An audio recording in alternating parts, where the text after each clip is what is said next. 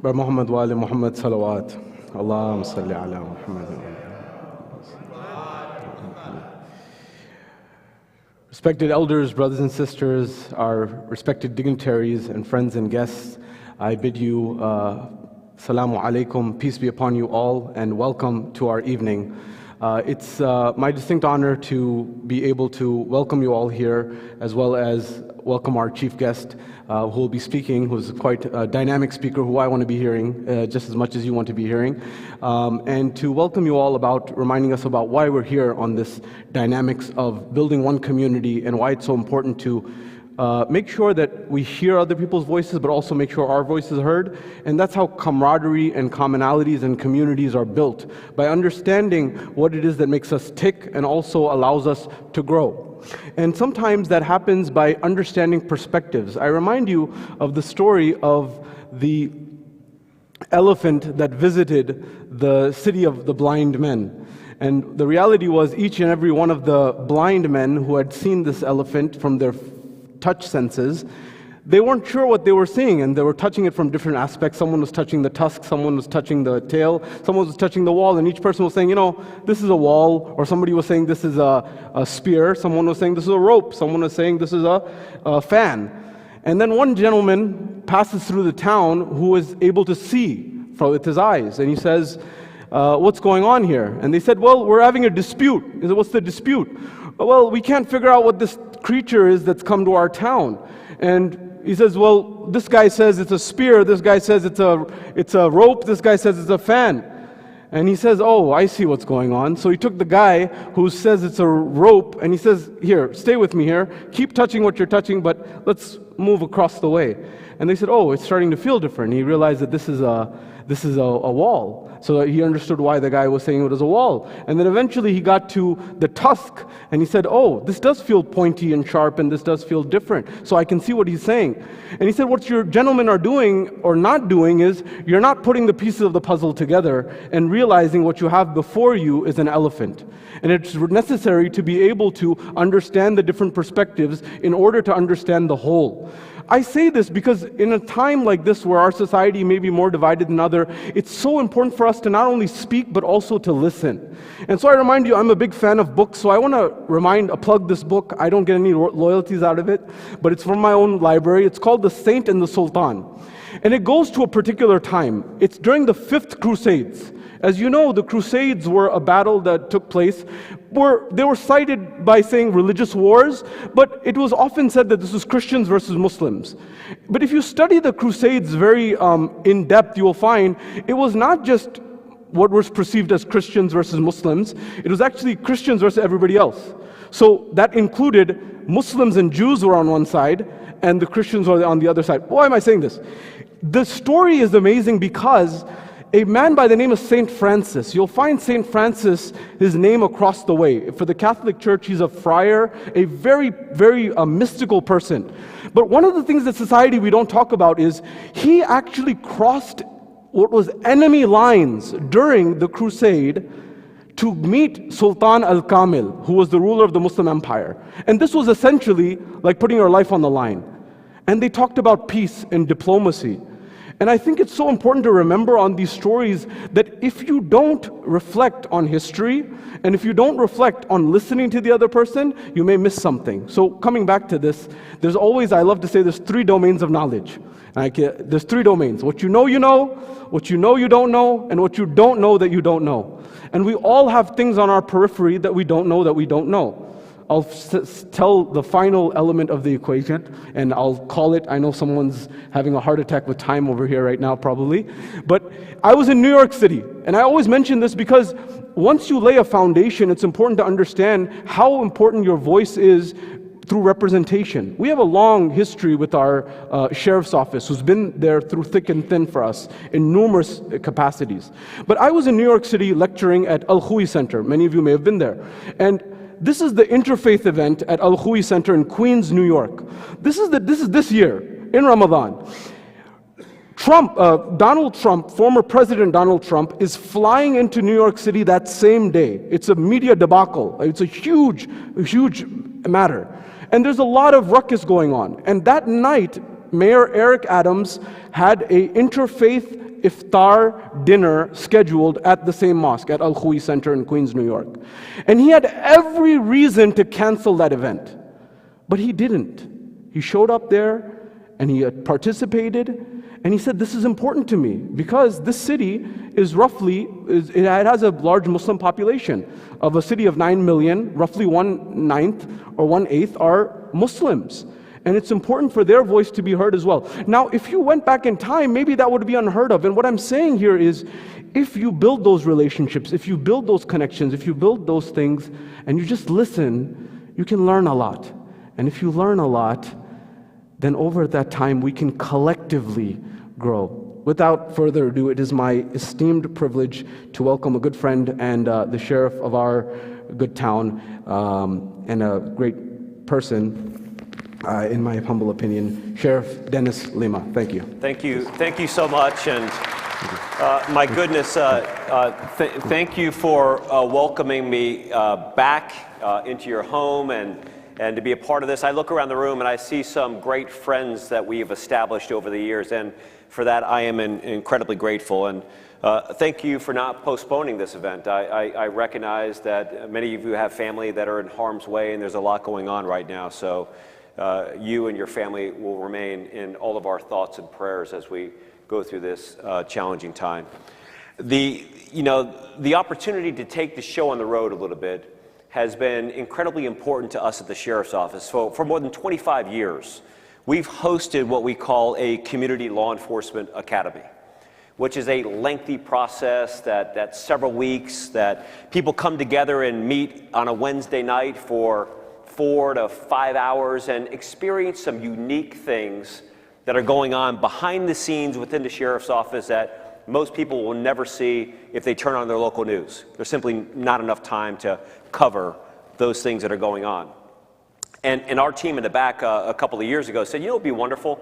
If we recognize that not every person can sit through a weekly seminar, not every person can commit to 8, 10, 12 weeks to be able to do this, if we actually took the show on the road and delivered this in a modified, condensed version to just tip the interest and say, you know what, this is what's going on, here's some of the most important things that are happening, and invite you, if your time allows, to maybe participate in the more extended version of the Community Law Enforcement Academy. And our team in the back would be very welcoming if you wanted to do that.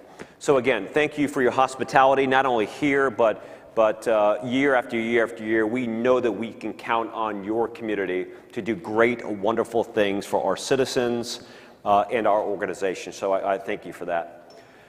My role typically occurs on the first night of the presentation of this, and unfortunately I was not able to be here last week, so we're kind of going second week in. But I usually start with talking a little bit about the role that I have in our modern policing community, which is a little bit of a history lesson. And I think the history lesson is incredibly important to better understand the unique roles and responsibilities of the office of sheriff in this country, and some of the power that is associated with that office. You see, in modern society, and even medieval times, there's always been some challenges and problems when people have cohabitated together. There's always been conflicts and confusion and some desire. And even in the early stages of the Roman Empire, which is about 30 before the Common Era, there was what was called watchmen. Watchmen would go out, they would work for the Roman authorities, and they would make sure that people were not violating the rights of one another. This evolved into early England, and as early England and other people moving from different areas of Europe, it was actually King Alfred the Great in probably the 9th century, so you're talking about in the mid-800s, comes up with this concept where they're modernizing different geographic areas of responsibility in England, and they're calling them shires. Shire is basically a forerunner to the common day county as we know it today. And at the time, the church, the Protestant church in England, had a big influence on the kings and the monarchy. It was believed that as the king and the monarchs were there, they were Earth's representative from God to serve in that capacity. And they picked a few people to serve in executive senior roles within that kingdom. One that has been glamorized over the years with a variety of medieval television shows have been the hand to the king. And the hand to the king is largely the right-hand person, the person that acted and advised the kingdom in the king's stead. But a less-known person that was selected to serve in that kingdom was what was called a reeve. And if you look at what the word reeve is, the definition of reeve, it's a guardian and a protector. In the early stage, the king would not select who the reeve was themselves, but what they would do is delegate that responsibility to the bishops, and they would actually act on behalf of the ecclesiastic courts. So when those courts that were dealing with human rights, religious law, they would go to the reeve of the shire and ask the reeve to sometimes preside over those hearings and then carry out the decisions that are made within those courts. Later, the bishops started to move away from that concept because they wanted a more secular, less religious component of diversity for the office of sheriff or the reeve of the shire. So what they said was, we're going to now have the lords and ladies of a kingdom make the decision and select who the reeve of the shire would be, and ultimately they would work for the king. And making that transition to today's society, it's very equivalent to people who have their constitutional rights instated. They're almost like the modern day lords and ladies and landowners of back in the early times.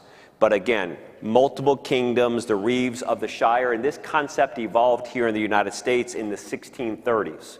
In the 1630s, as European settlers were coming over to the United States as we know it, they brought that form of government with them, although much more secular at that time. They said, you know what, we will have the first reeve of the shire, which we will Americanize, and we will call it shire reeve, and then ultimately it's sheriff as you know it today. So this is kind of the buildup of the historical significance and the creation. Interestingly enough, there's still they call him the high sheriff. Each shire or each county in Europe right now still has an appointed sheriff. They're exclusively for ceremonial purposes, and the monarchy, the king, still has what's called a high sheriff. Again, has no policing or law enforcement responsibilities whatsoever, but does preside over various hearings. This is why if you look at the annual inaugurations and all of that at Harvard, they'll have the high sheriff of Middlesex County come out with the old traditional kingdom clothing and all of that, and hear ye, and all of that. How does this play into what we're doing here? Because of that history, the office of sheriff brings some unique characteristics that don't occur anywhere else in the policing systems in this country. Like, one, the sheriff is the only a law enforcement official in this country that is elected by the people to serve the people. Everybody else has at least one boss. If you look at the federal system, as we know it, if you're the director of the FBI, you're the administrator of the DEA, you're leading any federal policing agency, you get that position because you've been nominated by the President of the United States. And then ultimately, after the nomination, you go into an acting role, and you don't get permanent placement in that role until you get confirmation from the Senate. If you're the leader of a state policing agency, doesn't matter here in the state of Florida or any other state that we have, you're either nominated by the governor or a combination of the governor and the majority of the governor's cabinet. And once again, you have to go through a confirmation process that is the state senate. The state senate has to confirm that you will be permanently placed in that role. And then, of course, in the case of city agencies, police chiefs and police departments, it's a little bit different because largely there's two forms of government in municipal governments. It's either what's called a strong mayor, where the mayor is the chief executive officer of the city and makes all decisions, both fiscal and governmental, or you have a city manager that runs the city, and the mayor becomes more of a ceremonial elected official that is a part of the process to hire the city manager. That is the form of government that we have here in Seminole County. All 7 municipalities are run by a city manager, and the chief of police works for the city manager. So you can see in all of those examples, the executive law enforcement policing authority reports to somebody else. The sheriff only reports to the people that elect that person to serve in that capacity, which creates some great flexibility and great freedom for a sheriff to essentially say or do anything that they want to say or do, as long as it's not illegal or unethical. They just may not be able to do it for more than 4 years. Because every 4 years, regardless of circumstances, people go to the ballot box and they vote for who their sheriff is. It also brings with it some unique characteristics to protect the constitutional rights of citizens. Now, I used to give this example a handful of years ago, and I thought the example was absolutely ridiculous. That would never happen.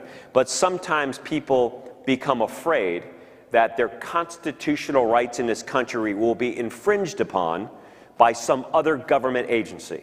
And sometimes people show up to the local sheriff's office and they say, should the federal government come and take my weapons or limit my free speech or do any of these things that are granted to us by the Constitution, will the sheriff stand to protect us against that? And the answer to that is always yes, because the sheriff takes their hand, takes an oath to protect and preserve the Constitution of the United States and the state of Florida. There's 4 fundamental responsibilities that I have as a sheriff. 3 of them are based upon what the Constitution says that I will do. The 4th is something that our Board of County Commissioners has designated to this office for the entire 109-year existence of the county. First, the sheriff is the chief law enforcement officer of the county above all local, state, and federal policing authorities.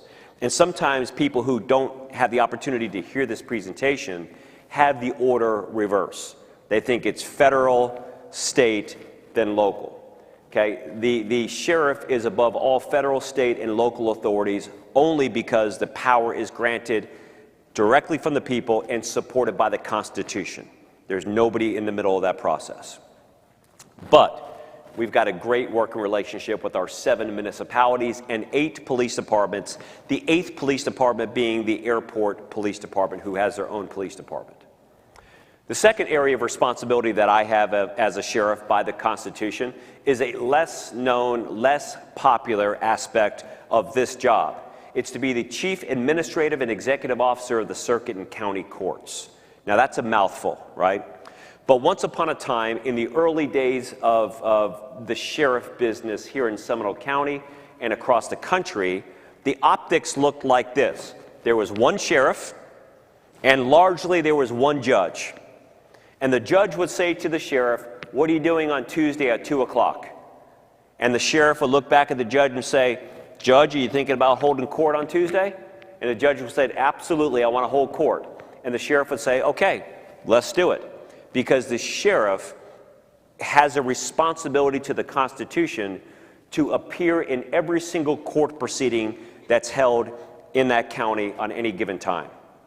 Now, of course, over the years, we've expanded that to make sure that we provide security to not only the judiciary, but the large-scale courthouse buildings. We provide security to our main public safety building that's down on Esslinger Way, and of course our community services building down at the lakefront in Sanford, where we have the other constitutional offices and the office for our Board of County Commissioners. We provide security all of there. In addition to that, being the chief executive officer of the court, the sheriff is responsible to carry out any order that comes as a civil process. Risk protection orders, replevins, repossessions, child support, alimony, evictions, Every time something civil in nature is ordered by the court, it orders the sheriff by name to carry out those duties and responsibilities. So that's the second area of responsibility that I have by the Constitution as the sheriff of Seminole County. The third area of responsibility that I have is probably most holistic and overreaching, is the sheriff is the conservator of the peace in a particular county. So the Constitution doesn't really care whether if it's a municipality, if it's a public business, if it's a private business, if it's a school campus, if it's a church. The sheriff has a responsibility to ensure that control is maintained within a particular county. So, in an example where you had, these are now real examples. At first, I'd never thought that they would be real examples, but if you had an example where, let's say, a city said, this 16-block area of the city, we're going to no longer enforce the laws. And in this particular exclusionary zone, we're going to allow for vigilante justice and total lawlessness to occur.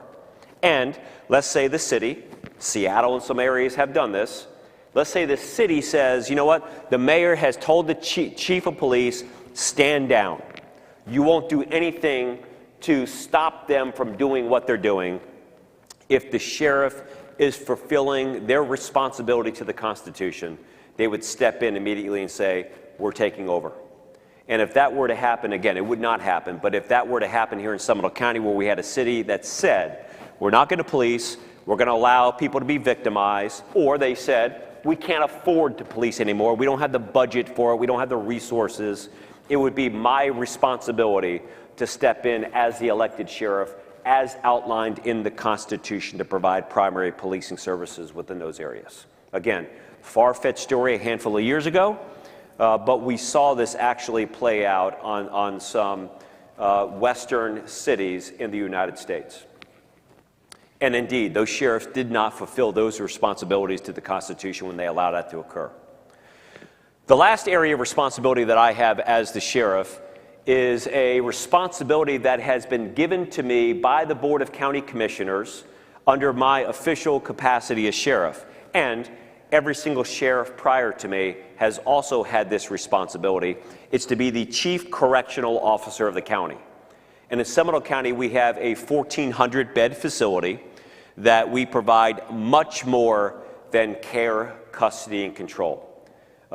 Many of the people of your community actually help us do this with mental health, substance abuse, all of these things to treat the underlying conditions that lead people down the path to commit crime in the first place. We feel and recognize the greatest difference that we can make is by doing all of that and addressing whatever is wrong in somebody's life, because as your sheriff, if somebody breaks into your car and we apprehend them and we take them to the correctional facility, I believe you have an expectation that we're going to at least try to fix whatever's broken before the person is released.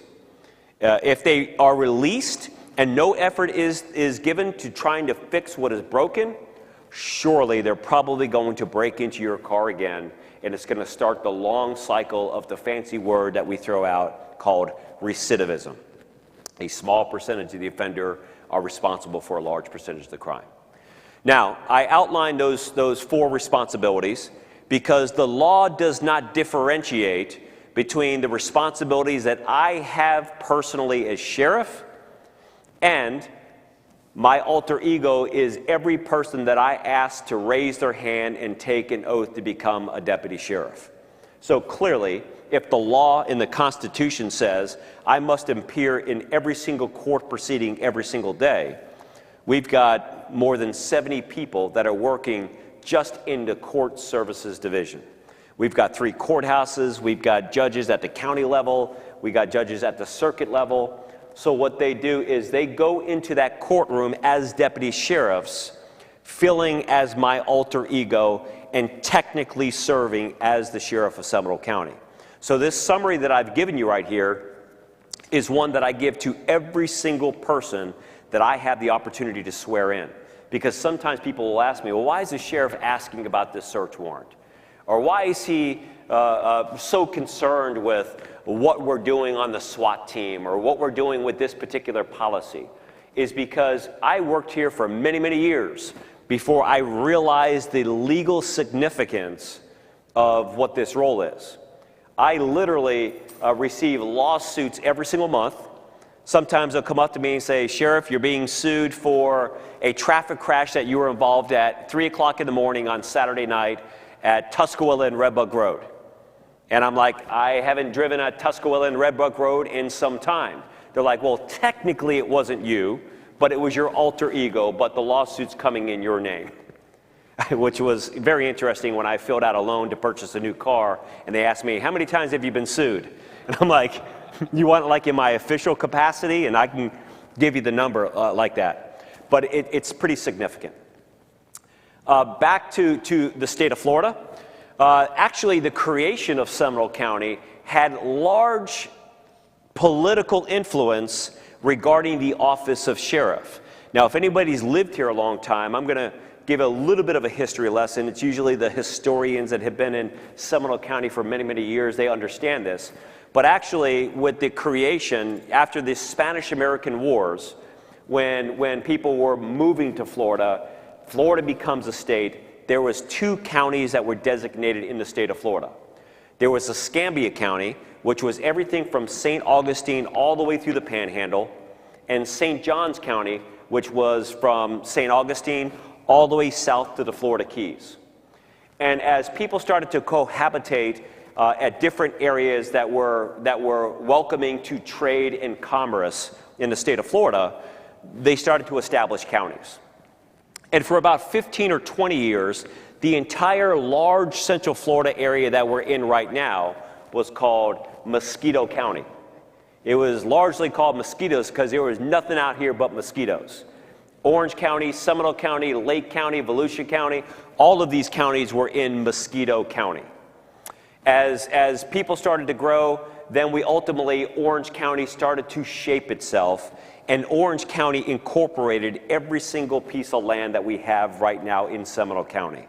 And actually, for a short period of time, the county seat of Orange County was the city of Sanford. And at the time, what would happen is the sheriff, which largely was the most powerful elected official in the particular county, because of the history and the influence, they said that the sheriff must live in the county seat. The county seat, the sheriff must live in. But the sheriff was so powerful, what they did was they changed the county seat to where the sheriff was actually living. They moved it around. So in 1913, really 1910, 1911, and 1912, there is highly contested race because in Sanford, because of the northern flow of the St. Johns River and its ability to deal in celery trade and commerce by vessel, people said, you know what, maybe downtown Orlando is not the place to set up the county seat for Orange County. Maybe it is Sanford. There's a lot of wealth, there's a lot of knowledge, and then our first guy that came here that had an interest in running for sheriff had relocated from New Jersey. His name was Charlie Hand, and he was running a highly contested race to be the first sheriff of the Seminole County area, or he was in an Orange County sheriff's race. They went to the Florida legislature and said, look, we think that Charlie Hand may end up becoming the Orange County sheriff. And if he becomes the Orange County sheriff, the county seat of Orange County is going to be Sanford. And we see a benefit in Sanford, and we also see a benefit in downtown Orlando because we've already started investing money in infrastructure there. So why don't we do this? Why don't we carve out this area of Orange County and call it the new Seminole County, and let Charlie Hand be the first sheriff of Seminole County, and we'll let all the things that are going on in Orange County remain unaffected and unfiltered because the new sheriff is going to be down there, and he's no longer going to have competition from Sheriff Charlie Hand. And Sheriff Charlie Hand was our first sheriff here in Seminole County. Now, since then, there's only been, I'm the 10th sheriff in the entire history of the county, and I am the 3rd sheriff in the past 55 years of this county. So when you go into our building, there's a lot of photographs of sheriffs that people from around the world would imagine a sheriff would look like. Like some of those photographs have a cigar in one hand and a cowboy hat on top. Most of them are in black and white. There's only a few of our photographs that are not in black and white. And when I have visitors from around the world, they arrive at our office looking for where I tie my horse up at because they're thinking about the whole John Wayne and all of that. They don't realize that we have become a very sophisticated, complex organization. Actually, one that has an $185 million annual operating budget and about 1,400 members of our organization. The largest percentage of that are actually civilian members of our agency. So again, big, complex, sophisticated process, long history of providing services to our community. As I wrap up, a little bit about me personally, I have a unique opportunity because when you see a lot of political positions that tend to bounce around from political office to political office. You know, many politicians, as they call it, will go into an entry-level position because they feel like there's a greater likelihood that they may be elected to the position. And this is when you see people joining the Water Commission, and then they later want to run for the school board, and they may want to run for a constitutional office, or they may want to become a state representative. They're bouncing around to a lot of different spots, and most of them are part-time jobs. There's only a handful of elected officials in Seminole County that are actually full-time jobs. These are the constitutional officers. But when you have that, for me, it's been a different path because I've just passed my 31-year mark here at the Seminole County Sheriff's Office. Yeah, it's and when I came in, for the record, I had absolute no desire of ever becoming sheriff, ever being involved in the political process. But over the years, I had the opportunity to learn from great, remarkable people. And I started to ascend the ranks. I started as a correctional officer, as we would call it at the time. We now call them detention deputies. Became a deputy sheriff that worked patrol. I was ultimately an investigator or a detective and worked in a variety of positions there, focusing largely my passion was crimes against children. I worked abuse, neglect, and abandonment and child rape cases and stuff like that before I was promoted to the rank of sergeant, lieutenant, captain, major, then chief deputy before becoming elected as sheriff. And of course, I've been re-elected. I'm in my second term, and I will be running for sheriff again next year because we're on the same as a presidential cycle.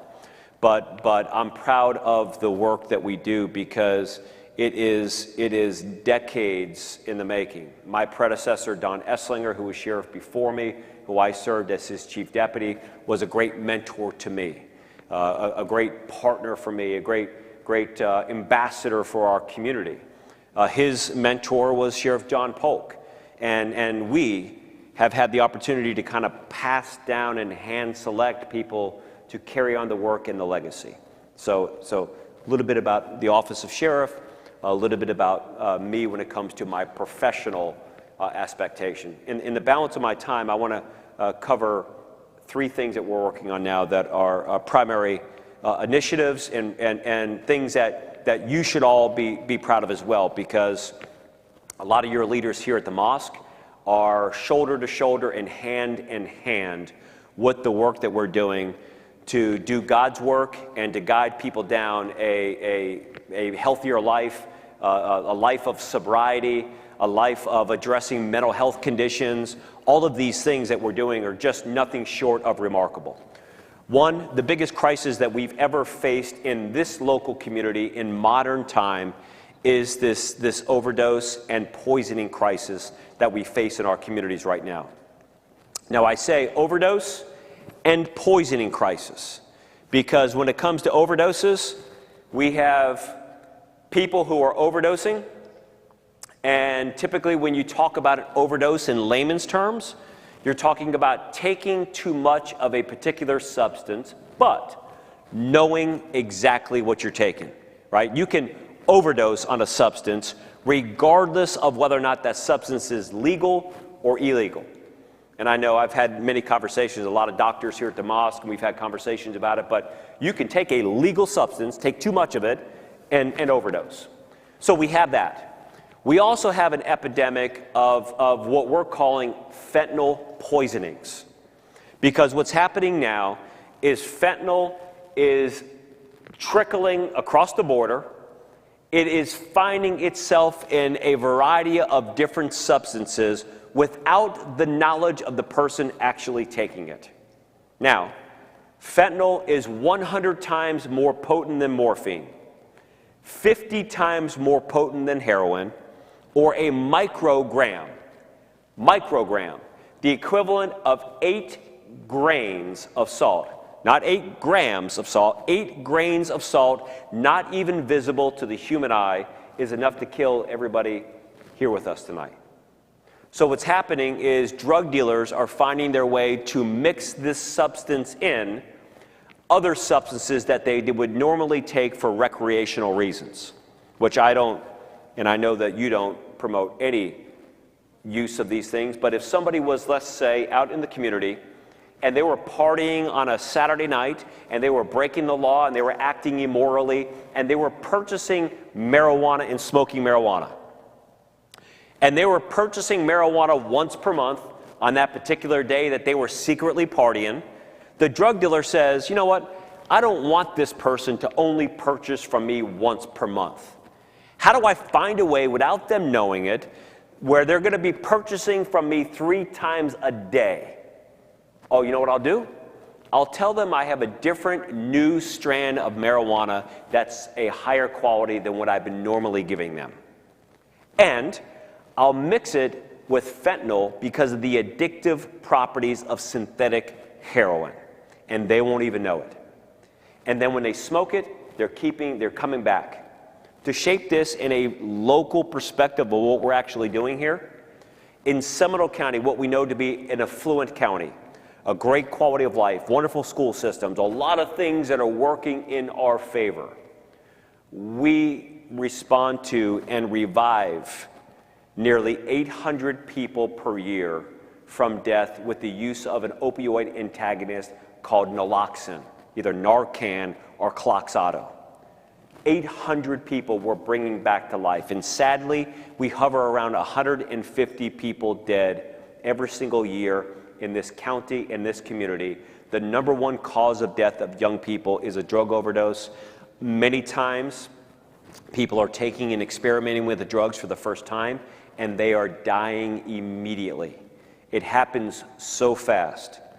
Now, to understand this a little bit better, because we were raised and we believe that abstaining is the best way to never find yourself in a scenario like this.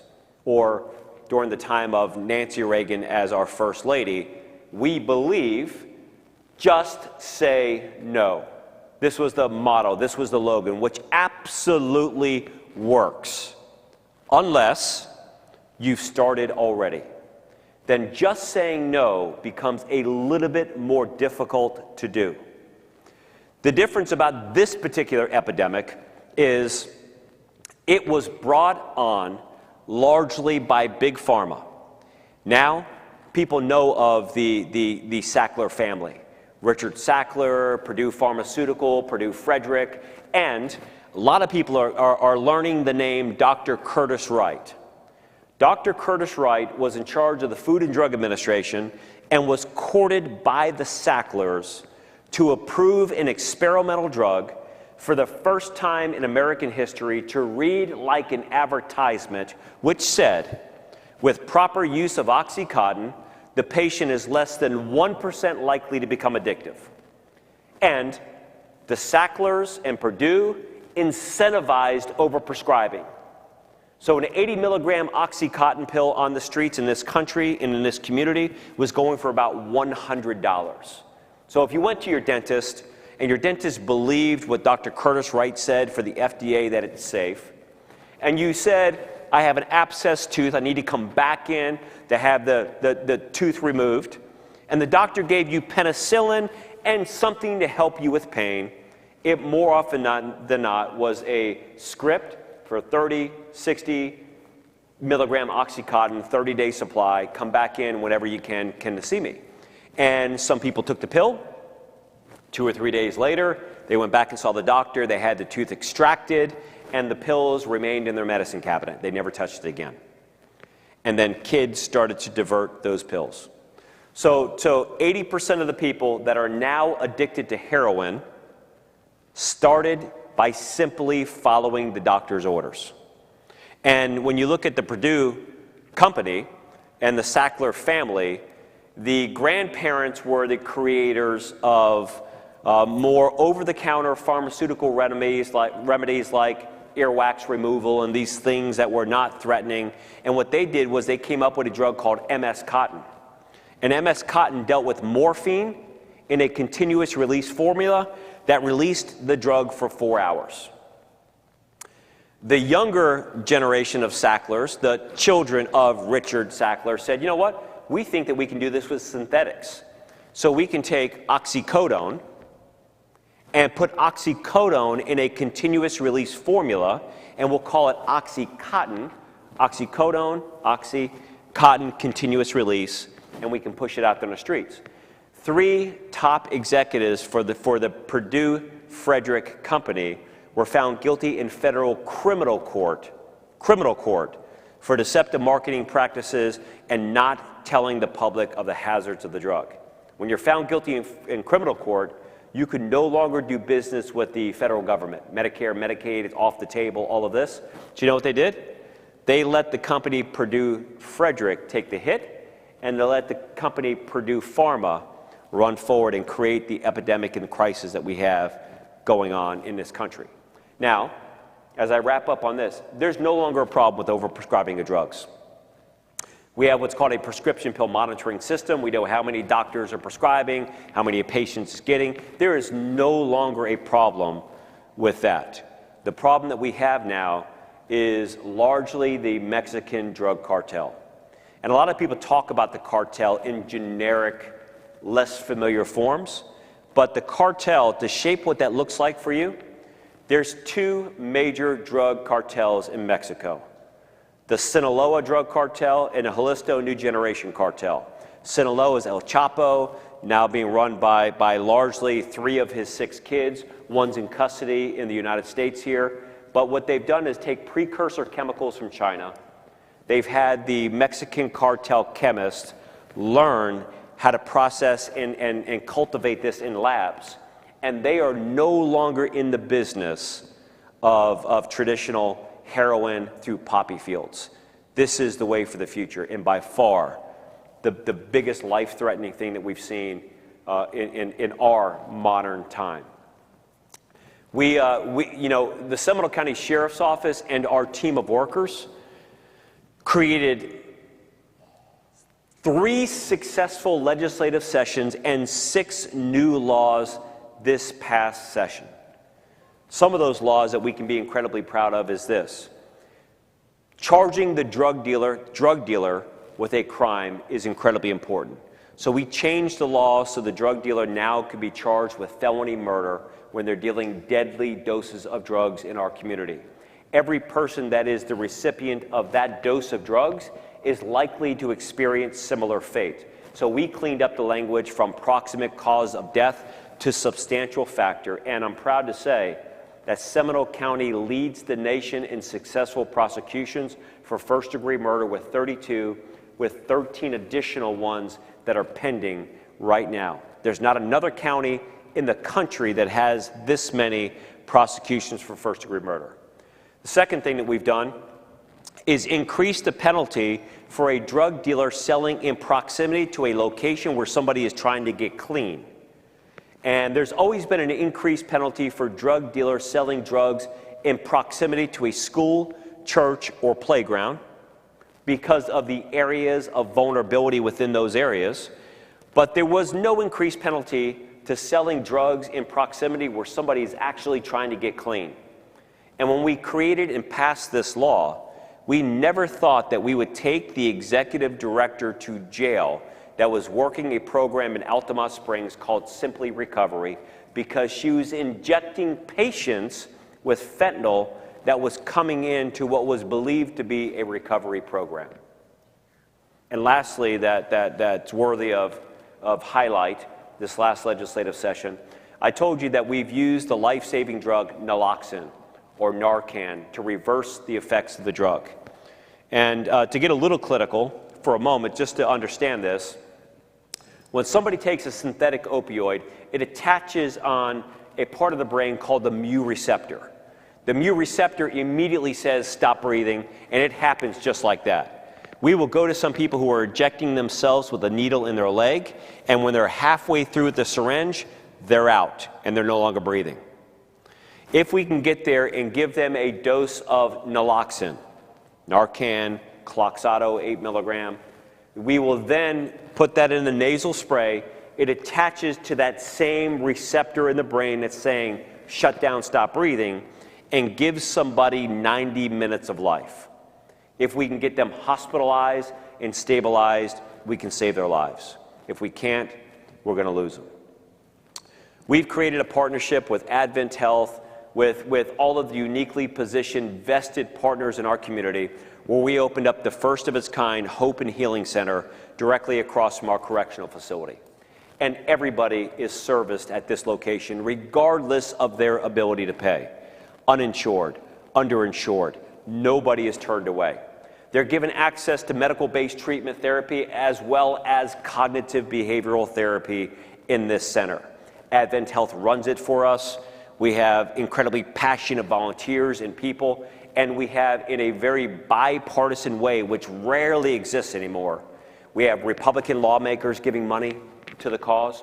We have Democratic lawmakers giving money to the cause.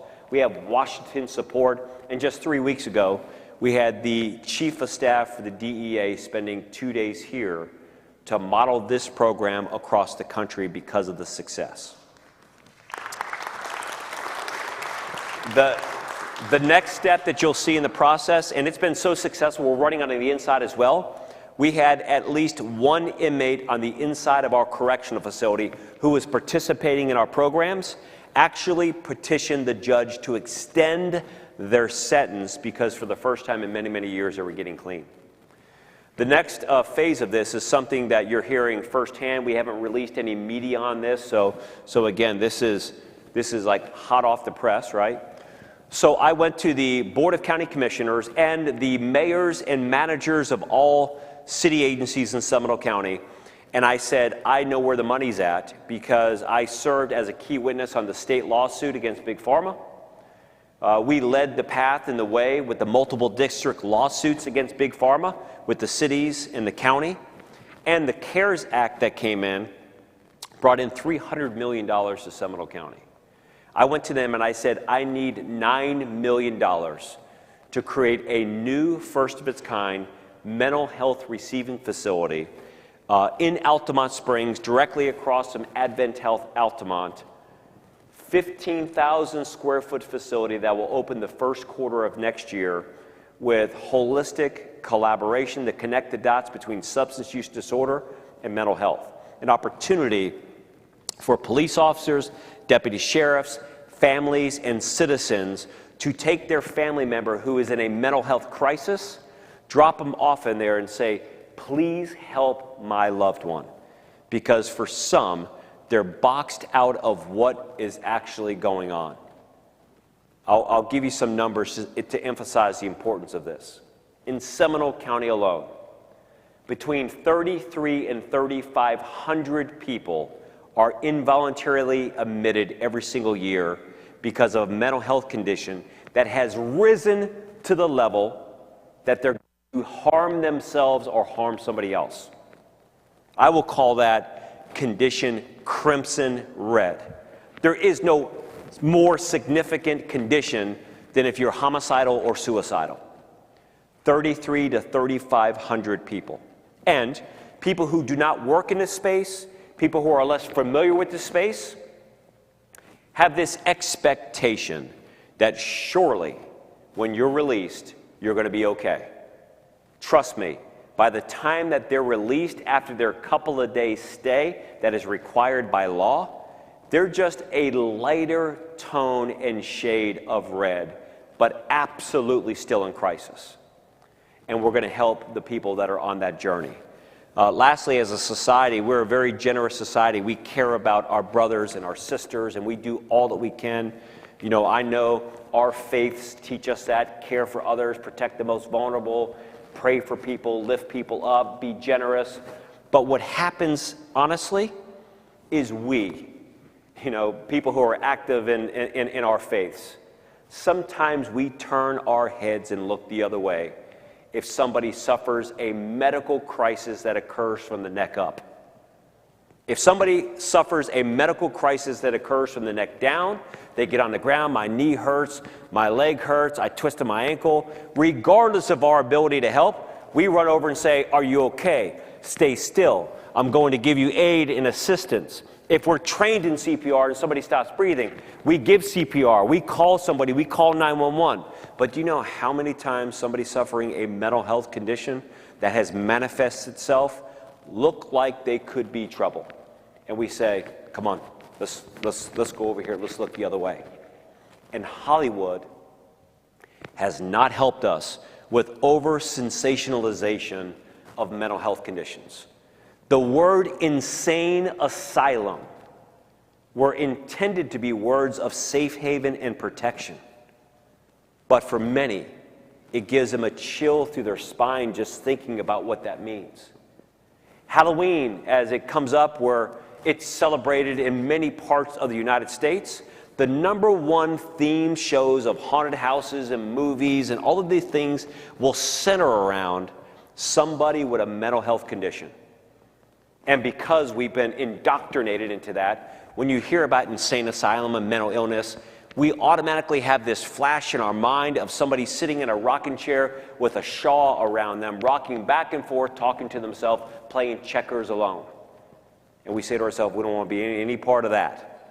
So we have to find a way to pave a path forward. I envision a time where we treat people with substance use disorder and mental health conditions the same way that we now treat human trafficking victims. When I started in policing 30 plus years ago, we called them prostitutes.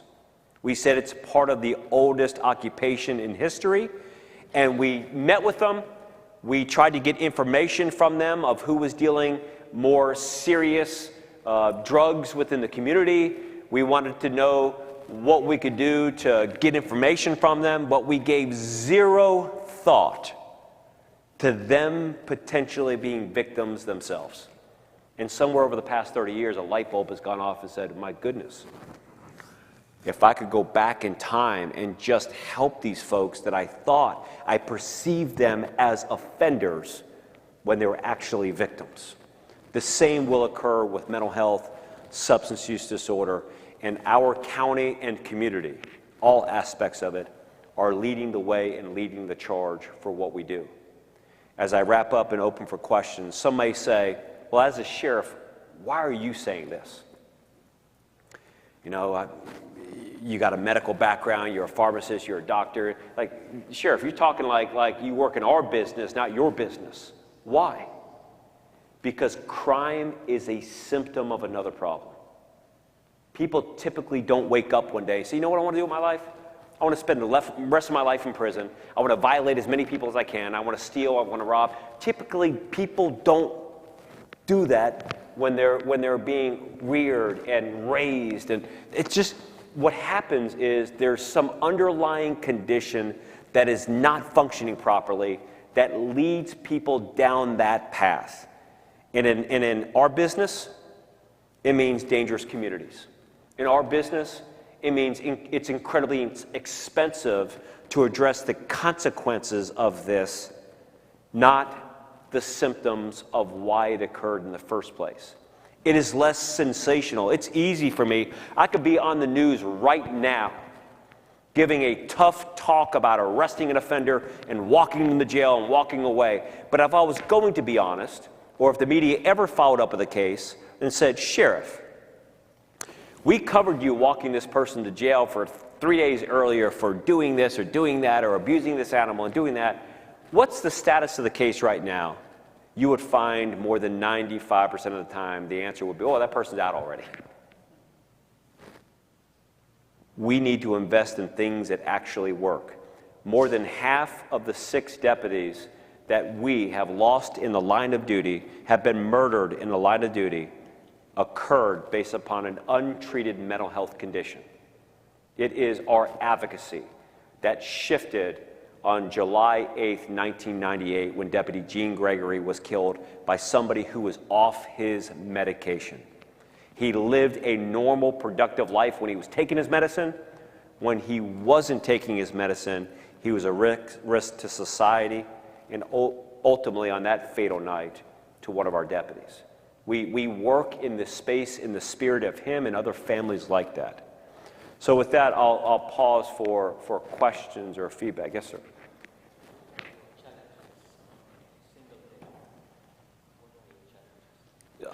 Challenges on a single day? What I think our largest challenge is we are an incredibly divided world and definitely a divided country. And I think the default mechanism that we have as a society is our politics. So I will invite people to come in, and if it's a majority of the people speaking are registered Republicans, the Democrats leave. Or if it's the majority of the people are Democrats, the Republicans leave. If the Republicans come up with a good idea, the Democrats reject it. And this country can no longer wait. Let me put some more meat on that bone. The Republicans are waiting to take back the White House. The Democrats are waiting to take back the Congress. The Republicans are waiting to take back the Senate. And when you meet with all these people, you're like, what can we do today in bipartisan collaboration, support of one another, get this thing done, because these issues affect all of our people, and you can't fix them with half the population. They're all waiting. And whatever happens politically, there's going to be a whole new 50% that's waiting. And that's what the biggest challenge. We cannot wait.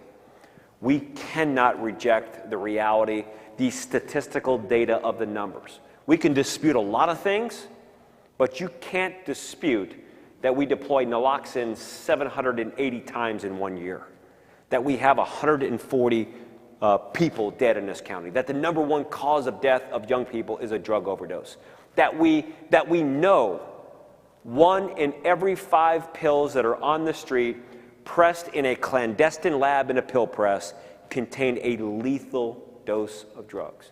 So the politics is the biggest thing that divides us. Yes, sir. We have Sheriff's Office. Thank you, sir. Thank you, sir, for coming this evening and sharing Thank you. the duties of the office. We totally sympathize with the challenges you have and the work that you are doing. We are fully supportive, definitely. Now, my question is, what is the difference in duties in terms of law enforcement? We have the Sheriff's Office, we have a police, we have a paratrooper, and then we have police. So you have these 3 different agencies, so to speak. What is the difference in the kind of work they do? It was police, sheriff, what was the other one? Paratrooper. Paratrooper? Military? State paratrooper. Oh, okay. State paratrooper. Yeah.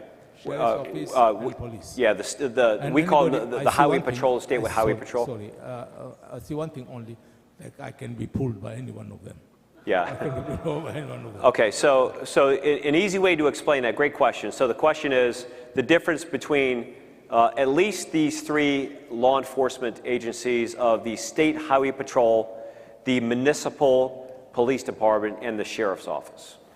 So, and there's actually probably 20 other policing authorities that are in that mix as well with unique responsibilities, right? So with the Highway Patrol's drive and focus is almost exclusively traffic related. Their job and calling is to serve as expert traffic crash investigators and largely to patrol our major thoroughfares throughout the state of Florida. They work in a various troop. They work for a colonel that's up in Tallahassee, and the colonel works for a director that's up there. But typically a state trooper will get on, let's say, the turnpike, and they will have 60 miles one way and 60 miles the other way.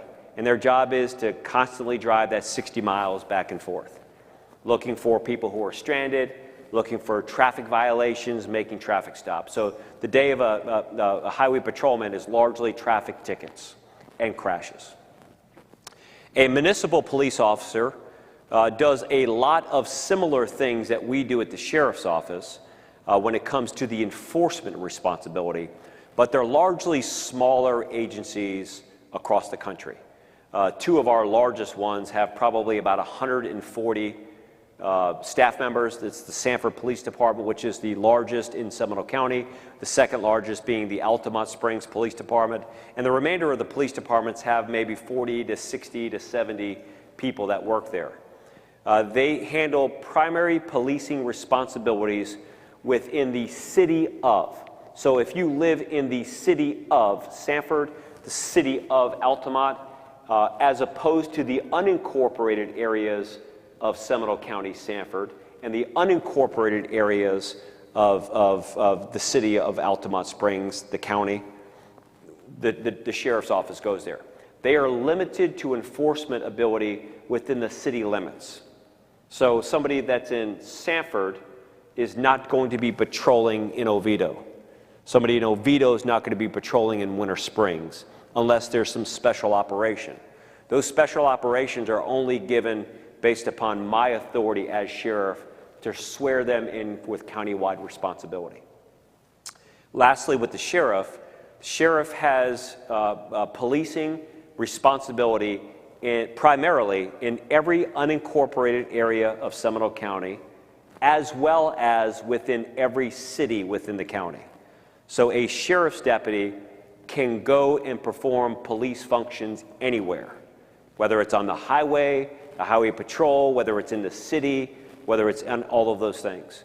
Now, the city and the highway patrol have no responsibility when it comes to corrections, the civil process, the courts, any of those things. They don't do any of that. And with the correctional facility, I want to just emphasize how unique it is, because in Orange County and in Volusia County and in Osceola County, the sheriffs don't run their correctional facilities there. The county does it. So those are some of the unique differences. Well, we're the best and most powerful, if you want to say it like that. So I'm joking. Partially, so you can't ignore anybody. Yes, sir. I want to know if somebody is sick, like they have a heart problem, it doesn't go in the record. But suppose we have a community member who has a sickness from head up. Right. Will that go in the record? No, so, yeah. It makes the families get scared, or the community members get scared that, you ruin his life, because now it goes in his record and the guy has a problem. Yeah, great question. To reshape the question was, look, if somebody has a traditional medical injury, of course, HIPAA laws protect any disclosure that could be damaging to one's record. Does the same hold true for a health condition that occurs from the neck up? Yes and no. If the only involvement with the criminal justice system is based exclusively on being in a mental health crisis, then the same HIPAA protections cover somebody there. That will always be protected in the same way that any other medical condition is protected.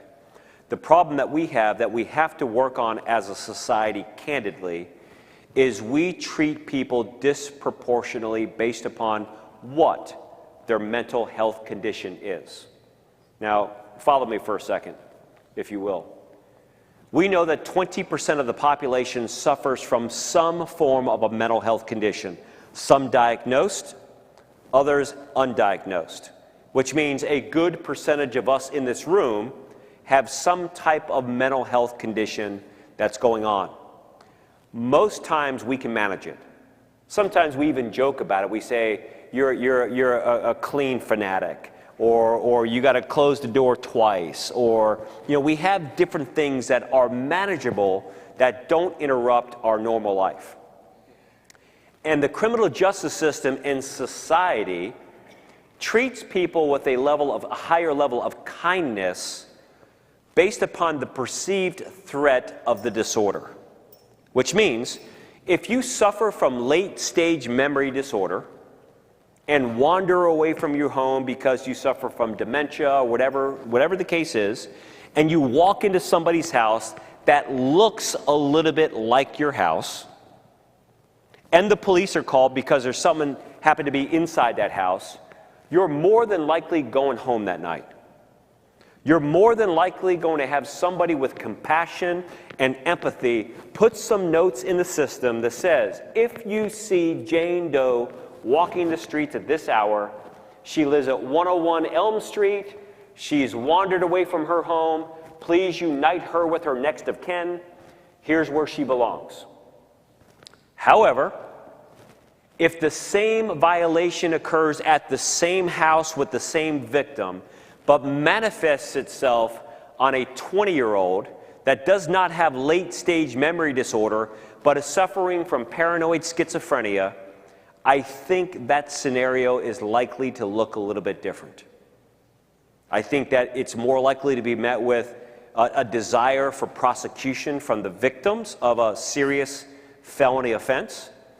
I think that disproportionately, historically, those encounters have resulted in violent acts between police and citizens because police don't know what somebody is suffering at any given time. They just look at somebody and they've got a knife and they're charging at them. It's not until after you react that you find out, okay, there's a long history of mental illness.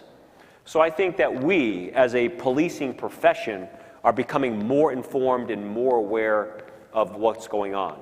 But to answer your question directly, if it's only a mental health condition, if you walk into a receiving facility that we're going to open, if you ask for help, it's all protected under HIPAA law and not a part of the criminal justice system. I told Advent Health, there are 4 things that you have to do for me. Actually, it said 3 things, but the last one is a 2-for-1. I said, I want to do this on 3 conditions. 4 topics. 1, that you make no reference to the sheriff's office at any of these buildings, because I felt like people would be reluctant to use it if they thought the sheriff was running it. 2, you make no reference to county government on the outside of the building. No Seminole County Clinic, Seminole County Board of County Commissioners, because I felt people would feel like they're getting a substandard service.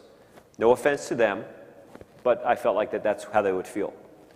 Number 3 is you market and brand this Advent Health facility or these Advent Health facilities in the same world-class manner that you would market and brand any other facility where people go in, they know that they're receiving world-class health care coverage and treatment, and you're doing that in a compassionate way. So you would be protected. Yep. I'm sorry. So we all know there is a drug dealer student in the high school in Seminole County. Do you have a plan to fix this or limit that stuff? Yeah, so the question is the drug dealers that are present in schools in Seminole County. We've got Chief Rick Francis is in the back, and you know, this is just not me bragging about him, but he is literally a national expert when it comes to school safety, security. After the tragic incidents down in South Florida and the summons of the Marjorie Stoneman Douglas Commission to really shift to make sure that there's a greater police presence or at least guardian protector presence on the campus, you know, he and his team developed the reunification program and concept. And I don't talk about this a lot, but in the early stages of this, our First Lady here in Florida, Casey DeSantis, came to us to develop a unique curriculum for schools across the state of Florida that was age appropriate, that dealt with all of the challenges that we know our kids are faced with today, which extends well beyond what that DARE curriculum looked like 25 years ago. DARE curriculum looked like, here's marijuana, here's cocaine, here's these types of drugs. Now we've incorporated these modern things that they're experiencing: sexting, texting, cyberbullying, age-appropriate presentation using visual demonstrations of various substances, giving people excuses, and we have incorporated that in our classrooms here in Seminole County in a spirit of the prevention and abstaining, promoting abstaining. At the same time, we focused on some of the high school auditorium groups. We developed, I'm also on the board for a foundation called Victoria's Voice that's run by David Siegel, which also has, who's the founder and CEO of Westgate Resorts, who has a curriculum that we go that incentivizes good, clean behavior from kids. We partner with organizations like Central Florida Crime Line, or more specifically with the Kids Speak Out Hotline, to encourage and incentivize providing tips and awareness and talking about what's going on campus. And when appropriate, which happens much more frequently now than what we ever thought it would, we investigate and incarcerate those people who may be selling substances on the campuses. It was a little bit of a larger concern before in the earlier stages of drug diversion. And drug diversion was basically when kids would go into the medicine cabinet of their parents, pull those drugs that they were overprescribed out, put them in their pocket, and sell them on campus. The issue that we have right now is synthetics, right? Where they're saying, and here's something that's incredibly important, because somebody can open up a pill bottle that looks like a legitimate pill bottle. And I can say, here, have a pill, have a pill, have a pill. I'm going to take a pill, have a pill. Everyone else takes a pill and says, you know what, it's great for me, great for me, great for me. She takes a pill and it results in a fatality. The reason why is these drugs are being mixed just like that. So it's a comprehensive strategy we have at the schools, which includes enforcement, activity, but mostly awareness and education, because that's the greatest responsibility, is to inform people how dangerous this is, and one pill can kill. So you'll see a big campaign with Cox Media, Cox Broadcasting on the radio, and a lot of the billboards around Central Florida. It's going to be titled, "What's the Fix?"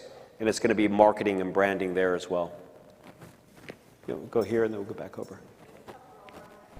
School up for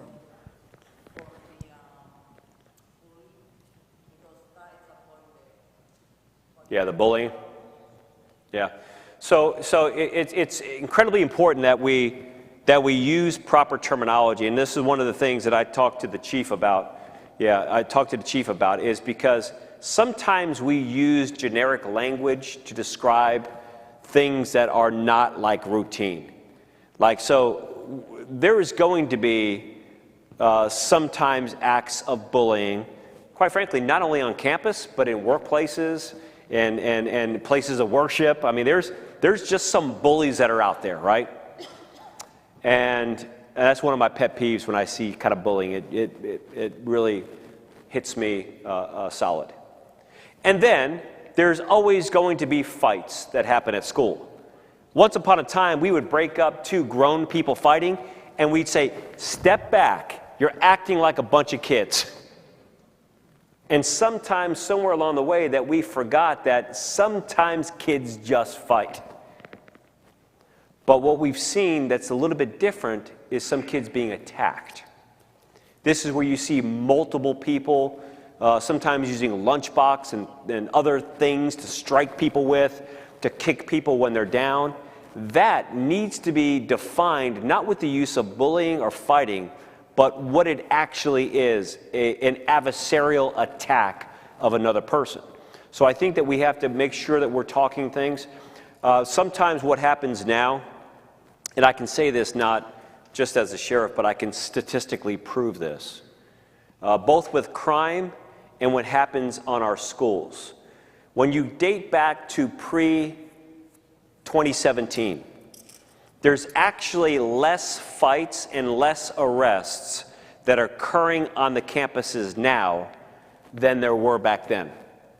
The difference is, back in 2017, if you had even a glimpse of knowledge that you had a cell phone on you, somebody in that administration was coming and taking it from you, holding it in the front office until your parent or guardian arrived, and they would have to pick it up from them.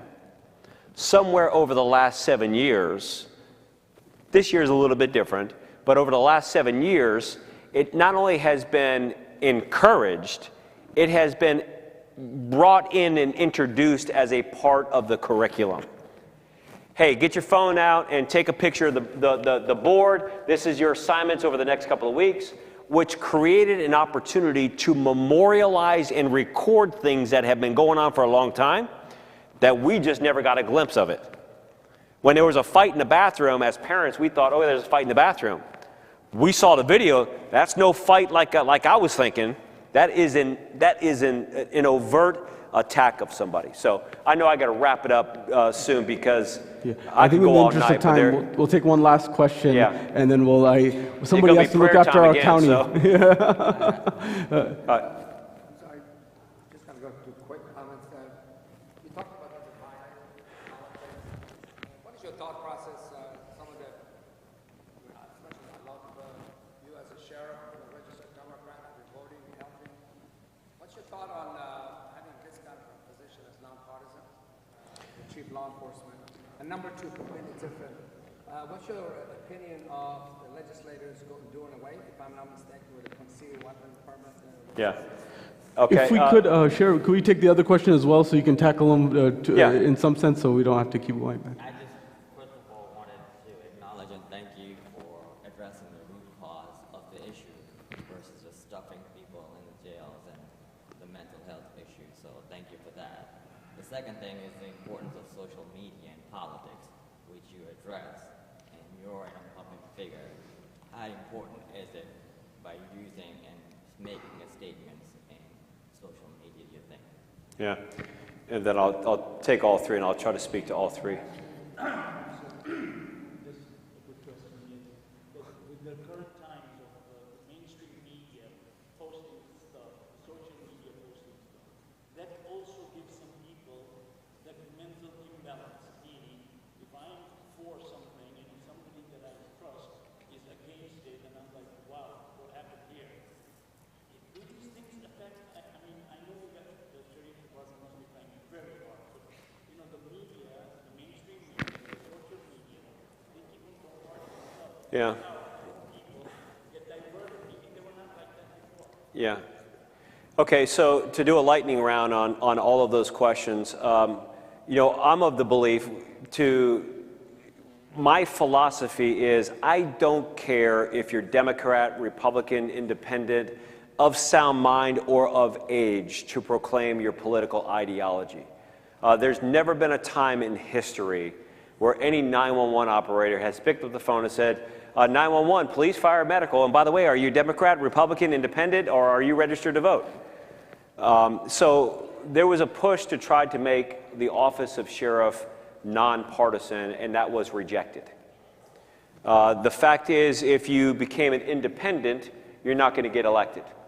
The two major parties run the vote, Republicans and Democrats. And what's sad and incredibly dangerous is a good percentage of the people don't vote based on issues and will never have the opportunity to experience a response like we're giving in here, right? And they'll vote, hey, I'm here to vote for the president, and I'm going to vote D all the way down the ballot because what am I going to do? I'm a Democrat, I'm going to vote Democrat, or I'm a Republican, and I'm going to vote Republican. But I will tell you, there are dangerously extreme people on both sides of that argument. And they have used misinformation and social media to radicalize opinion, and they've influenced some leaders. And what is dangerous is you can't be influenced by 5% of the population to change your advocacy for 95% of the people that you serve. My family is all Democrats from the Northeast. They've never thought about anything other than being Democrat. I went to a congressional Republican caucus in Washington. They asked me to speak on a topic, and they said, Democrats hate the police. This is what our problem was. And I said, with all due respect, that is not true. And I'm looking at a bunch of congressmen sitting in front of me. They're like, what is he saying? I said, the entire policing profession in the northeastern part of the United States are all almost Democrat. I said, I've got hundreds of people that work at our own agency that are Democrat. Some of them put a bulletproof vest and a gun belt around their waist every day to protect our domestic and international freedom. To say that Democrats are not pro-police is just not true and part of the problem. And then you could hear like you know, a pin drop in the room where no one was saying anything else. When it comes to social media, it's difficult, right?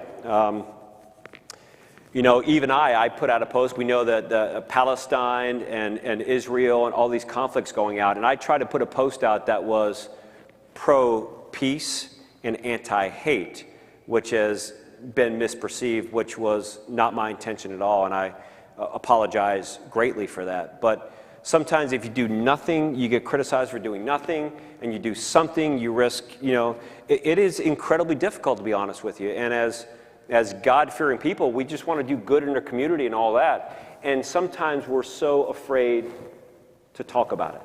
Like for me, even to say, look, I try not to pick sides. I try to say, anybody who's getting attacked, any lives that are being taken is not what I want. I stand for peace. I stand for protection, preserving quality of life, regardless of political ideologies or background or anything else. But sometimes you learn from, you know, what you say, and you learn from your mistakes, and you move on. Not everybody does that, though. So I do think that some people get radicalized based on their media feed, because typically you get introduced to friends that are more like the friends you already have. And next thing you know, you're reading all this list, and you believe that the whole world believes everything that I believe. And you don't realize that just go to the other stations, and somebody's got a strong opinion on the other side. So I try to wrap up as much as I can with that lightning round, but thank you for having me.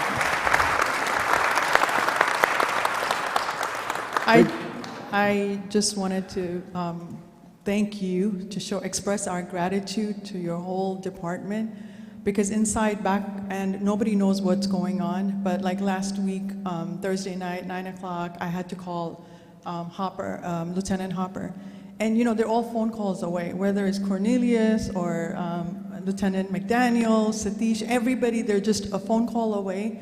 And we feel so protected, and that partnership means a lot to us, whether there's a false alarm here on a Friday afternoon, you know, when we all gather for Jummah prayers. The fact that you guys are out here supporting and making sure we're all safe is a big testament of our partnership, and we really appreciate it. And I'm not sure if everybody knows what goes on behind the scenes to secure all of us, but there's a lot of work that goes on, and then, you know, we have to make so many calls. But we really appreciate all your efforts, your whole team, everyone that's out here. They've always been supportive of us, and thank you. And we look forward to more protection and more services from you. Well, you have been an absolute blessing to this community. I was saying when we walked in, it seemed like we run in the same circles of influence and all of that, and really have been a great friend to Seminole County. I mean, it's a blessing to have you here, your advocacy, the partnership that we have here. I will ask for one thing as I go away, because I'm the only one that really can say it, is you know, I'm not here campaigning, but many people won't have the opportunity to hear these messages, right? And sometimes they'll look down and just make decisions on who to support based on that, right?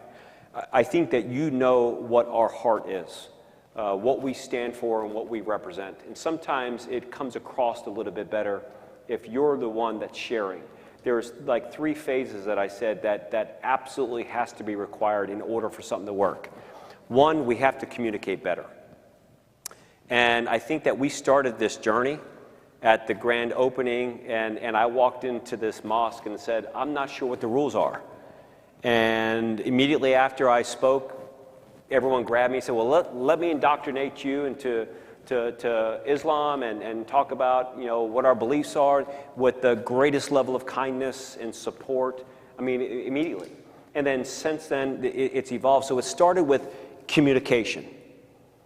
And then it led into relationships where it was communication at first, Then it was relationships where there's problems. Somebody said, let me call Dennis. Let me call the sheriff. We want to come by the office. We want to be a part of this event. We want to do this. And that was the second phase. The third phase is the phase that I feel like we're at now, where it's about trust. You have to have 1 and 2 in order to get to 3, because you just don't openly trust people. You have to communicate. Communicate done well builds relationships, and relationships can ultimately result in trust. And I trust the members of our community and your community, and I value the relationship greatly. So, thank you so much, Sheriff Lemma. Thank you. Just like to close out tonight by thanking the good sheriff to be here, his whole entire team. And you know, throughout our life, we're always learning and we're on this journey. And I was kind of blown away by how much information the sheriff had about different subjects, including history, as well as even neurochemistry and biochemistry and the likes. And I was wondering how many hats he actually wears, so it was incredible. Having said that, it's a delight and a pleasure, and it's really important for us to build more of these community relationships, because you understand someone at a deeper, richer level. The way myself or Sister Minaz or Brother Inayat understand or know Sheriff Lemma is very different than how some people may assess him by one social media post. And so it's very important to be very vigilant about that as well. And given his open-mindedness, and you know, when you're a reader and a learner, people ask me why I go on for so long. You have a lot to say and you have a lot of information. I wish I was as mesmerizing as you in saying it. That would be wonderful. But I would invite you as part of some of the people from our congregation to just bring to attention to the Palestinian side of the conflict that may be going on, and study the history of what's going on there, and also consider all of humanity in that region. And I'm sure you will. And I'm sure there's very generous people in our community who would actually fund your trip and your team's trip to go there and see both sides of the equation. And I have a camaraderie with the sheriff where I can speak to him like that. But if you spell someone short just based on one angle of the equation, you miss a whole human being. And that's what I think was the message that the sheriff was mentioning, that we need to see people's humanity. And I think that's really, really important. I think he did a fantastic job of that. So thank you so much, Sheriff, and thank you for all that you do for our county and for our nation. Thank you so much. All right. Okay.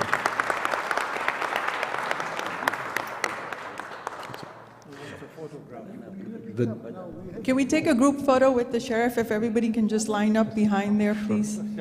Thank you. Yeah.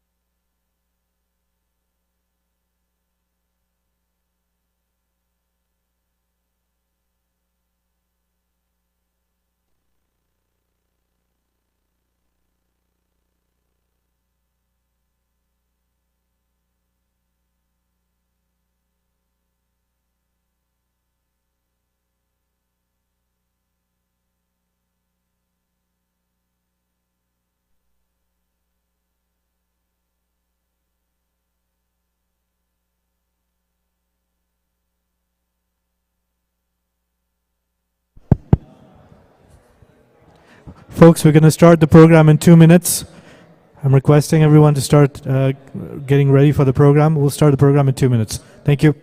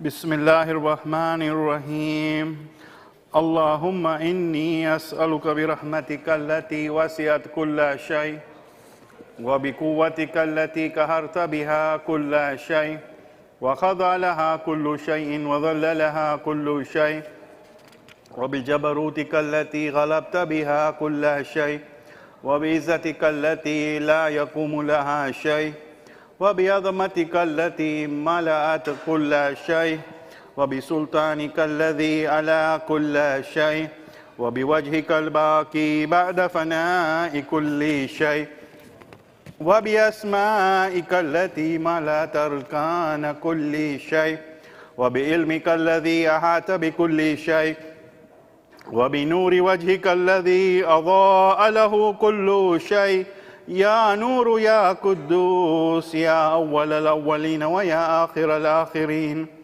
اللهم اغفر لي الذنوب التي تحتك الإثم اللهم اغفر لي الذنوب التي تنزل النقم اللهم اغفر لي الذنوب التي تغير النعم اللهم اغفر لي الذنوب التي تحبس الدعاء اللهم اغفر لي الذنوب التي تنزل البلاء اللهم اغفر لي كل ذنب أذنبته وكل خطيئة أخطأتها اللهم إني أتقرب إليك بذكرك وأستشفع بك إلى نفسك وأسألك بجودك أن تدنيني من قربك وأن توضئني شكرك وأن تلهمني ذكرك اللهم إني أسألك سؤال خاضع متذلل خاشع أن تسامحني وترحمني وتجعلني باسمك راضيا كانيا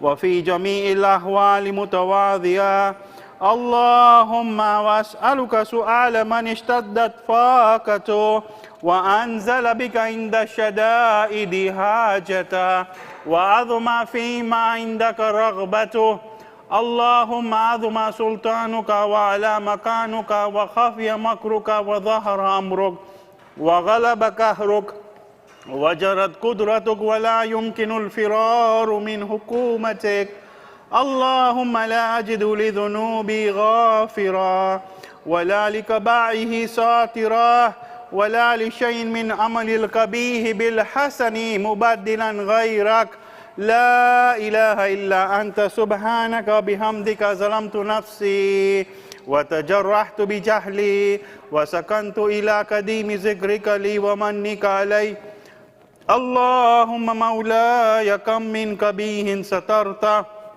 وكم من فاده من البلاء أكلته وكم من إثار وكيته وكم من مكروه دفعته وكم من ثناء جميل لست أهلا له نشرته اللهم أعظم بلائي وأفرط بي سوء حالي وكثرت بي أعمالي وقعدت بي أغلالي وحبسني النفع بعد عملي وخدعني الدنيا بغرورها ونفسي بجنايتها ومثالي يا سيدي فأسألك بعزتك أن لا يحجب عنك دعائي سوء عملي وفي عقلي ولا تفضعني بخفي ما اطلعت عليه من سري ولا تؤاجلني بالعقوبة على ما عملته في خلواتي من سوء فعلي وإساءتي ودوام تفريطي وجهالتي وكثرة شهواتي وغفلتي وكن اللهم بعزتك لي في كل الأحوال رؤوفا وعلي في جميع الأمور أتوفا إلهي وربي من لي غيرك أسأله كشف ضري والنذر في أمري إلهي ومولاي أجريت علي حكما اتبعت فيه هوى نفسي ولم أحترز فيه من تذين عدوي فغرني بما أهوى وأسعده على ذلك القضاء فتجاوزت بما جرى علي من ذلك بعد حدودك وخالفت بعض أوامرك فلك الحمد علي فيه ذلك ولا حجة لي فيما جرى علي فيه قضاؤك وألزمني حكمك وبلاؤك وقد أتيتك يا إلهي بعد تقصيري وإسرافي على نفسي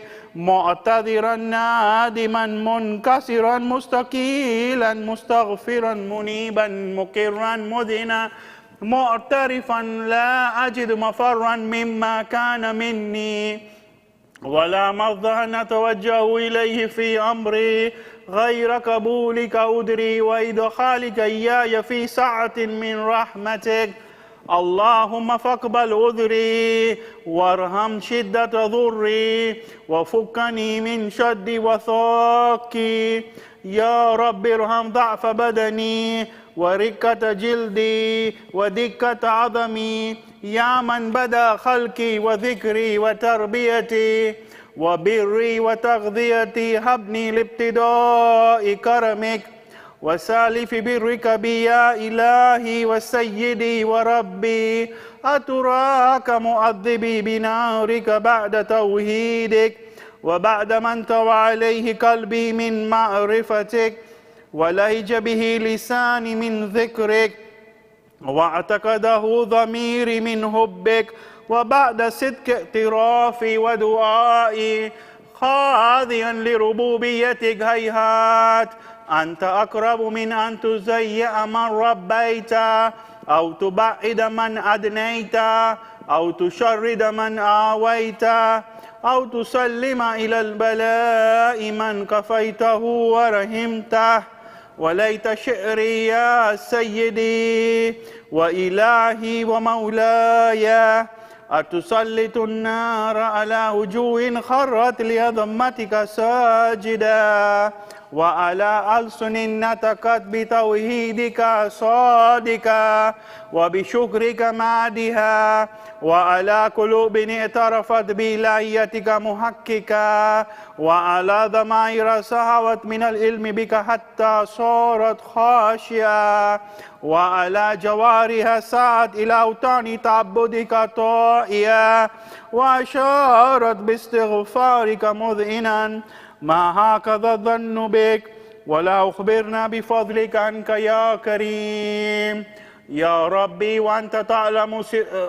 وأنت تعلم ضعفي عن قليل من بلاء الدنيا وعقوباتها وما يجري فيها من المكاره على أهلها ألا أن ذلك بلاء ومكروه قليل مكسوه يسير بقاؤه كثير مدته فكيف احتمال لبلاء الآخرة وجليل وقوع المكاره فيها وهو بلاء تطول مدته ويدوم مقامه ولا يخفف عن أهله لأنه لا يكون إلا عن غضبك وانتقامك وسخطك وهذا ما لا تقوم له السماوات والأرض يا سيدي فكيف لي وعن عبدك الضعيف الذليل الحقير المسكين المستكين يا إلهي وربي وسيدي ومولاي لأي الأمور إليك أشكو ولما من هذه الجوع وأبكي لأليم العذاب وشدته أم لطول البلاء ومدته فلئن سيرتني للعقوبات مع أعدائك وجمعت بيني وبين أهل بلائك وفرقت بيني وبين أحبائك وأوليائك فهبني يا إلهي وسيدي ومولاي وربي صبرت على عذابك فكيف أصبر على فراقك وهبني صبرت على حر نارك فكيف أصبر عن النظر إلى كرامتك أم كيف أسكن في النار ورجائي عفوك فبعزتك يا سيدي ومولاي أقسم صادقا لئن تركتني ناتك لأضجن إليك بين أهل هذا ضجيج العاملين ولا أصرخن إليك صراخ المستصرخين ولأبكين عليك بكاء الفاقدين ولأنادينك أين كنت يا ولي المؤمنين يا غاية أعمال العارفين يا غياث المستغيثين يا حبيب قلوب الصادقين ويا إله العالمين أفتراك سبحانك يا إلهي وبحمدك تسمع فيها صوت عبد مسلم سجن فيها بمخالفته وذاك طعم عذابها بمعصيته وحبس بين أطباقها بجرمه وجريرته وهو يضج إليك ضجيجا مؤمل لرحمتك ويناديك بلسان أهل توحيدك ويتوسل إليك بربوبيتك يا مولاي فكيف يبقى في العذاب وهو يرجو ما سلف من حلمك أم كيف تؤلمه النار وهو يأمل فضلك ورحمتك أم كيف يؤلكه لهيبها وأنت تسمع صوته وترى مكانه أم كيف يشتمل عليه زفيرها وأنت تعلم ضعفا أم كيف يتقلقل بين أطباقها وأنت تعلم صدقا أم كيف تزجره زبانيتها وهو يناديك يا رب أم كيف يرجو فضلك في إتكه منها فتتركه فيها هيهات ما ذلك الظن بك ولا المعروف من فضلك ولا مشبه لما عملت به الموحدين من برك وإحسانك فباليقين يقطع لولا ما حكمت به من تعذيب جاهدك وكذيت به من إخلاد معاندك لجلت النار كلها بردا وسلاما وما كان لأحد فيها مقرا ولا مقاما لكنك تقدست أسماؤك أقسمت أن تملها من الكافرين من الجنة والناس أجمعين وأن تخلد فيها المعاندين وأن تجل ثناؤك قلت مبتدئا وتطولت بالإنعام متكرما أفمن كان مؤمنا كمن كان فاسقا لا يستوون إلهي وسيدي فأسألك بالقدرة التي قدرتها وبالقضية التي هتمتها وحكمتها وغلبت من عليه أجريتها أن تهب لي في هذه الليلة وفي هذه الساعة كل جرم أجرمته وكل ذنب أذنبت وكل كبيه أسررت وكل جهل أملته كتمته وأعلنته أغفيته وأظهرته وكل سيئة أمرت بإسباقي الكرام الكاتبين الذين وكلتهم بحفظ ما يكون مني وجعلتهم شهودا علي مع جواره وكنت أنت الرقيب علي من ورائهم والشاهد لما خفي عنهم وبرحمتك أغفيته وبفضلك سترته وأنت وفي الرهد من كل خير أنزلته أو إحسان فضلته أو بر نشرته أو رزق بسطته أو ذنب تغفره أو خطأ تستره يا ربي يا ربي يا رب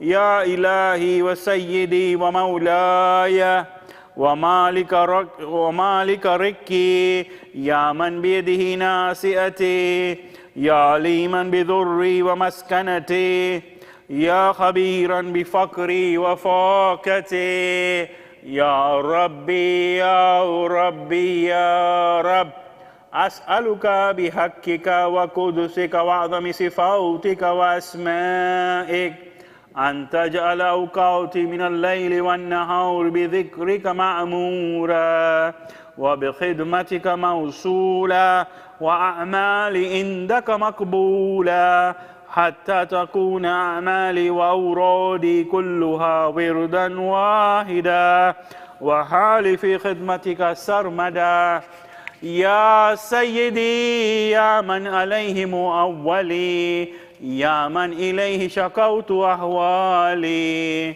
يا ربي يا ربي يا رب قوي على خدمتك جواره واشدد على الأزيمة جوانه وهب لي الجد في خشيتك والدوام في الاتصال بخدمتك حتى أسرع إليك في ميادين السابقين وأسرع إليك في البارزين وأشتاق إلى قربك في المشتاقين وأدنو منك ذنوب المخلصين وأخافك مخافة الموقنين وأجتمع في جوارك مع المؤمنين اللهم ومن أرادني بسوء فأرد ومن كادني فكد واجعلني من أحسن عبيدك نسيبا عندك وأقربهم منزلة منك وأخسهم زلفة لديك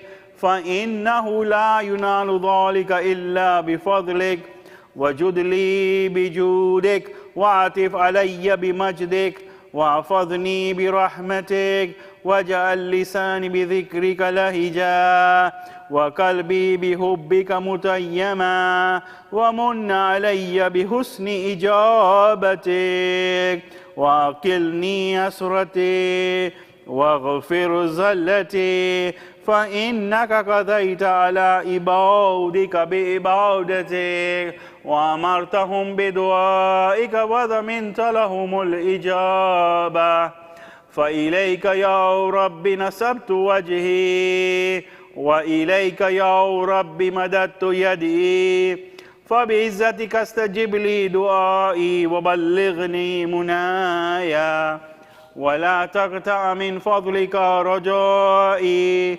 واكفني شر الجن والإنس من أعدائي يا سريع الرضا اغفر لمن لا يملك إلا الدعاء فإنك فعال لما تشاء يا من اسمه دواء وذكره شفاء وتاته غنى ارحم من رأس ماله الرجاء وسلاهه البكاء يا سابغ النعم يا دافع النكام يا نور المستوحشين في الظلام يا عالما لا يعلم صل على محمد وآل محمد وافعل بما أنت أهله وصلى الله على رسوله والأئمة الميامين من آله وسلم تسليما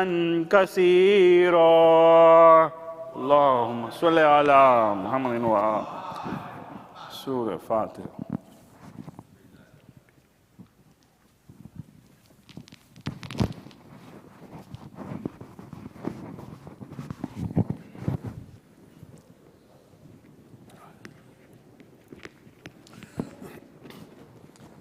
زيارة وارثة بسم الله الرحمن الرحيم السلام عليك يا أبا عبد الله السلام عليك يا ابن رسول الله السلام عليك ورحمة الله وبركاته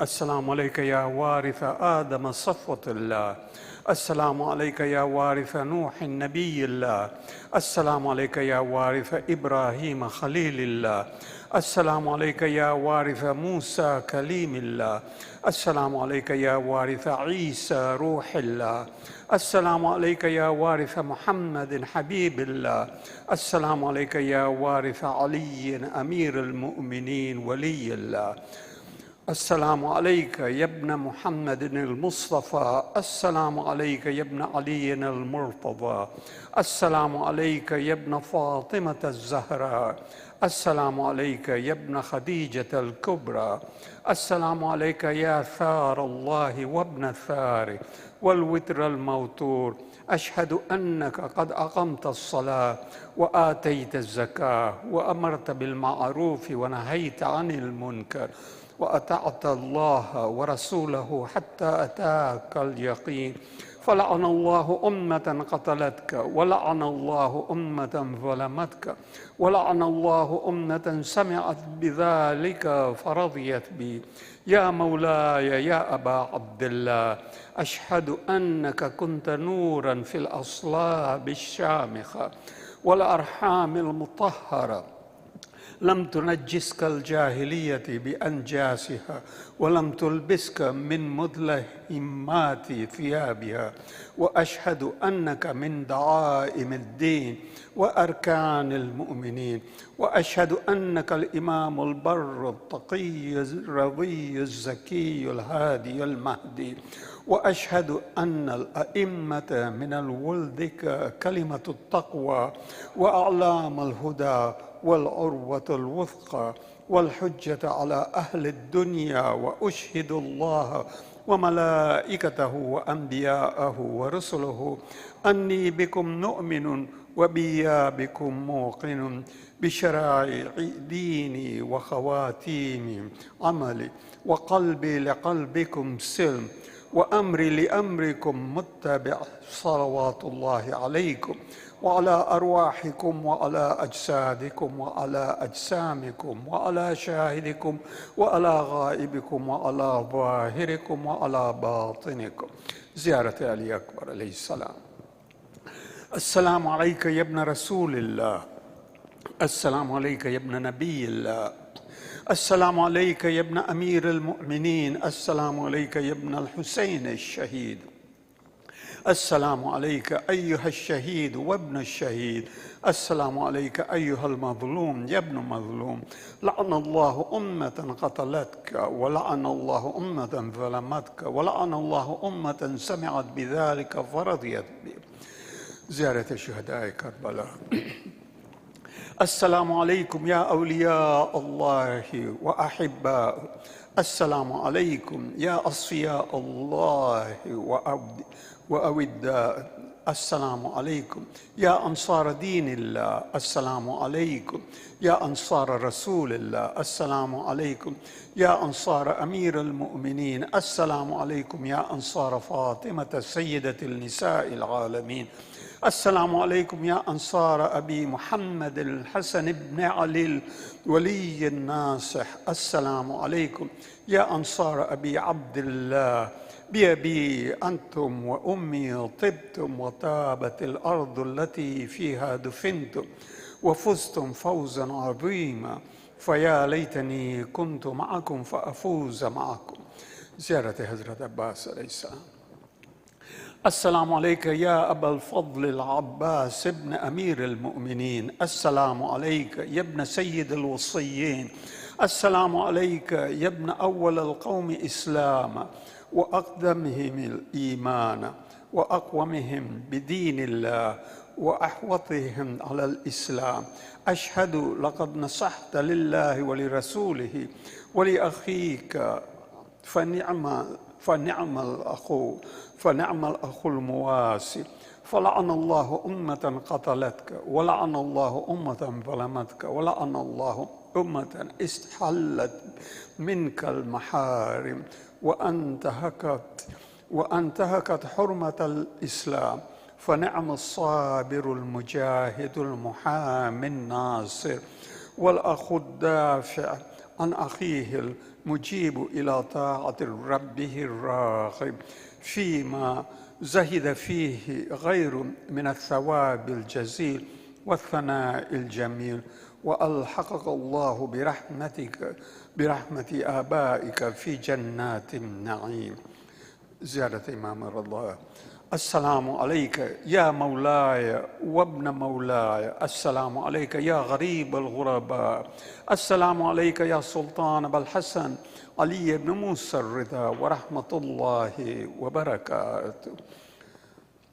زيارة إمام الزمان. السلام عليك يا صاحب الزمان، السلام عليك يا خليفة الرحمن، السلام عليك يا شريك القرآن، السلام عليك يا مولانا صاحب العصر والزمان، السلام عليكم ورحمة الله وبركاته.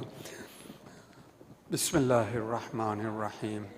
اللهم كن لوليك الحجة ابن الحسن صلواتك عليه وعلى آبائه في هذه الساعة وفي كل ساعة وليا وحافظا وقائدا وناصرا ودليلا وعينا حتى تسكنه أرضك طوعا وتمتعه فيها طويلا برحمتك يا أرحم الراحمين. وتها مع السلامة.